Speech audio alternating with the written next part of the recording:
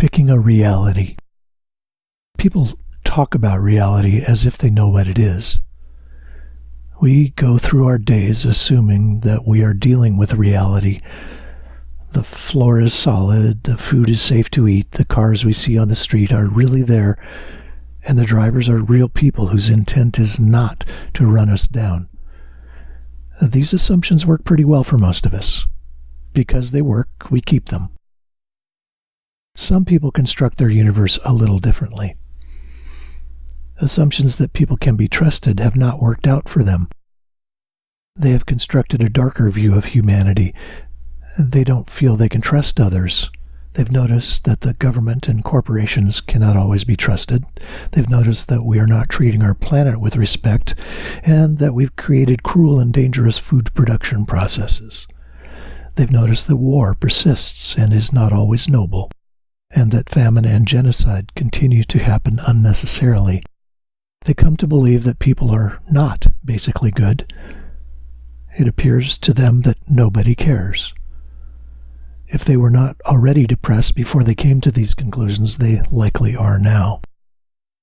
Since we estimate what reality is based upon consensus, we could be in trouble if we got all these people together, because there are millions of them, and they describe their dim world in remarkably consistent terms.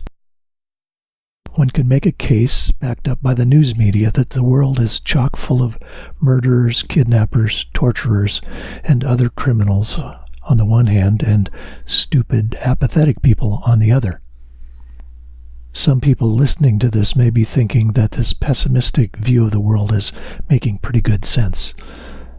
Hopefully we can take this in a different direction. The problem with this unhappy worldview is that it is unbalanced. It only focuses on the negative. It recognizes evil and objects to it. It values justice and compassion, but fails to see them where they exist. It sees the shadow but not the light.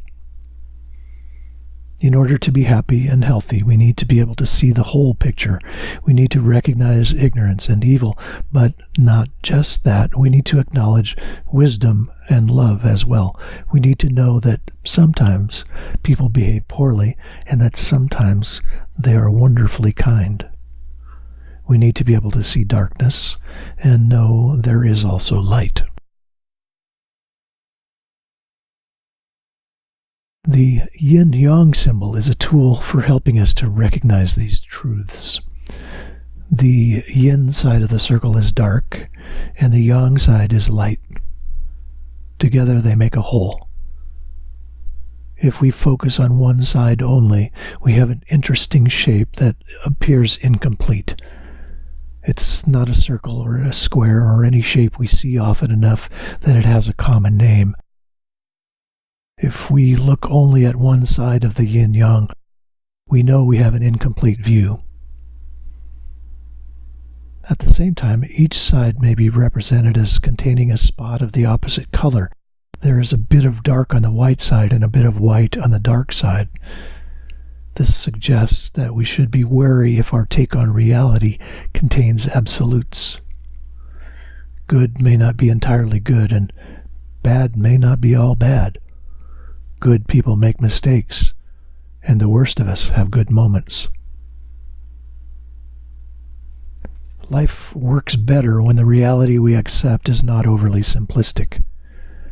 If we can see the big picture in its full color, including the black, the white, and the gray, we have more information and can make better choices. Consider spending some time meditating upon the yin-yang. Explore its meaning to you. Consider as you do that it need not be a static symbol, that perhaps the circle does as circles tend to do, it revolves. The black and white follow each other around and around. Oh, what might that mean to you? As you go through your day interacting with the universe, recall that you are constructing your reality based upon sense impressions and thoughts. Stop occasionally to observe how you are doing that.